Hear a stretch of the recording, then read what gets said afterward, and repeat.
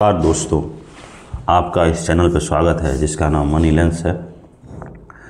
और यहाँ पे जहाँ पे हम शेयर मार्केट के बारे में न्यूज़ देंगे।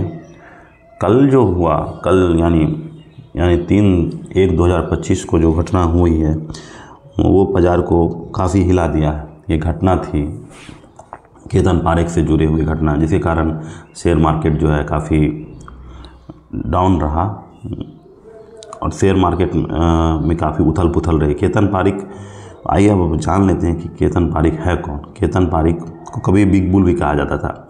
2000 के दशक में शेयर बाज़ार में ये सबसे बड़ा नाम था। इसका नाम कई घोटालों में जुड़ा, जिसे सेबी 14 साल के लिए बैन लगाया, लेकिन फिर भी उसके पर्दे के पीछे से अपना काम करता रहा। तो ये केतन पारेख कल जो सेबी का नोटिस आया है वो इसलिए आया है कि केतन पारेख जो है फ्रंट रनिंग कराता है। फ्रंट रनिंग वो चीज़ होता है कि जैसे ही आपको पता चले कि फलाना स्टॉक में जो विदेशी कंपनी या फिर कोई भी कंपनी अपना पोजीशन ले रहा है, उससे पहले ही आप जो क्या करें, उसके नॉलेज के बेसिस पे आप जो है पोजीशन बना लें। और जैसे ही वो कंपनियां पार्टिकुलर स्टॉक खरीदे, जो यहाँ पे एल&टी था, एल&टी पॉलिसी बाज़ार और था एक और कंपनी था टाइटन में जो है शेयर खरीदने के लिए बोलता था और वो पहले से ही से पोजीशन बना लेता था। जैसे ही ये कंपनियां पोजीशन बनाती थी तो ये अपना बेच के वो अपना पैसा कमाता था। ठीक, तो अब जो है हम इसको देखते हैं कि ये कैसे करते थे।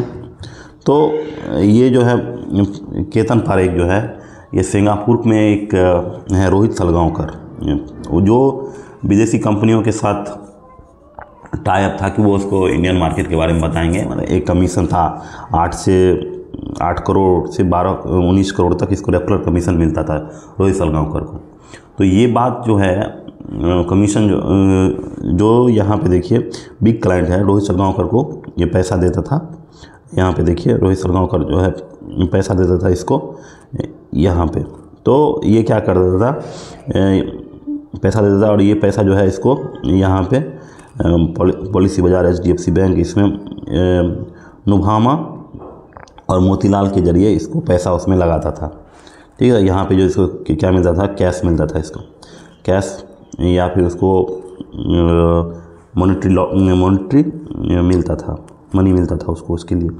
तो इसने क्या किया कि ये बात जो है केतन पारेख को बता दिया कि केतन पारेख जो है ये फलाना दिन ये बिग क्लाइंट जो है ये कंपनी खरीदने वाला है, तो आप जो है इस चीज़ को समझिए और जो है पैसा बना के पैसा बनाइए इस पर। तो ये 2 स्ट्रेटजी पर काम कर देते हैं, सेल बाय सेल करके या बाय सेल करके करते। तो बाय सेल में क्या होता है कि जैसे कि आप बाय सेल में क्या होता है कि आप पहले क्या करते हैं, फ्रंट रनर जो होते हैं वो शेयर को कम कीमत में खरीद लेते हैं, फिर बड़ा क्लाइंट भारी मात्रा में शेयर खरीदता है, जिससे कीमत क्या हो जाता है, बढ़ जाता है। और जब कीमत ऊपर जाता है तो फ्रंट रनर क्या करता है, शेयर को ऊंची कीमत में बेचकर मुनाफा कमा लेता है। तो और ये दूसरा है ये सेल बाय, दूसरा ये दोनों तरीक़ा से कमाया। तो इसमें फ्रंट रनर क्या करता है कि पहले शेयर ऊंची कीमत में बेचता है, पहले, फिर जब बाहरी क्लाइंट जो है उसको शेयर को बेचता है तो क्या होता है कि प्राइस गिर जाता है। जब कीमत गिर जाती है तो फ्रंट रनर क्या करता है, उसमें जो है कम कीमत पे वापस खरीद लेता है। तो इस तरह जो है, जैसे कि आपको बताते हैं, जैसे बाय सेल में क्या करते हैं, जैसे कि मान लीजिए कि 100 रुपये का शेयर है, तो 100 रुपये का शेयर है तो इसको क्या फ्रंट रनर क्या केतन पारेख उसको खरीद लिया 100 रुपये में। और जैसे ही क्लाइंट जो है उसको खरीदा तो बढ़ के क्या हो जाता है, 120 हो जाता है। और क्या करता है, तो फ्रंट रनर जो था वो 120 पर जाकर क्या करता, उसको बेच लेता था और इससे क्या होता है, 20 रुपये का प्रॉफिट हो जाता था। और सेल बाय में क्या होता था कि पहले मान लीजिए कि वो 100 रुपया में उसको बेच दिया, उस पार्टिकुलर शेयर या पॉलिसी बाज़ार या टाइटन को बेच दिया 100 रुपये में, ये हम उदाहरण बता रहे हैं कि 100 रुपये में इसको बेच दिया। 100 रुपये में बेचने के बाद क्या करता है कि जैसे ही बिग क्लाइंट जो है उसको क्या करता है कि बेचना शुरू करता है, तो क्या 100 से क्या प्राइस क्या हो जाएगा, 80 पे चला जाएगा, 70 पे चला जाएगा। तो अब ये फ्रंट रनर क्या करेगा कि इसको जो है 70 पे खरीद लेगा, तो इसको जो है 30 रुपये का प्रॉफिट हो जाता था। तो इस तरह से उसने शेयर बाजार में घोटाला किया था। तो ये सेबी जो है इसको पकड़ा कैसे, सेबी जो 2023 में सेबी को सबसे बड़ा लीड तब मिला जब केतन पारेख सेबी के ऑफिस में केस के सिलसिले में आया था। उसने उसकी पहचान के लिए आधार कार्ड और मोबाइल नंबर दिया, इसके अलावा विजिटिंग स्लिप और दूसरा मोबाइल भी नंबर भी उसके पीछे विजिटिंग कार्ड के पीछे लिख दिया। सेबी के स्मार्ट इन्वेस्टिगेटर ने इसको 2 नंबर को ट्रैक करना शुरू कर दिया। 2 नंबर ट्रैक किया तो ये लोग जहाँ जहाँ देखा कि केतन पारेख से जुड़े हुए जितने भी फार्म हाउस हो गए, दिल्ली से मुंबई, यहाँ पे जहाँ भी जाते थे ये नंबर के साथ साथ जाता था। तो सेबी ने पकड़ लिया कि ये जो है ये हो ना हो ये केतन पारेख का ही नंबर है। तो फिर उसको खंगाला, तो उसमें तो एक बार जो है जैक जॉन ऐसे करके जो व्हाट्सएप चैट लीक का पता चला, जिसमें जो रोहित सलगांवकर था व्हाट्सएप से इसको बोला कि हैप्पी बर्थडे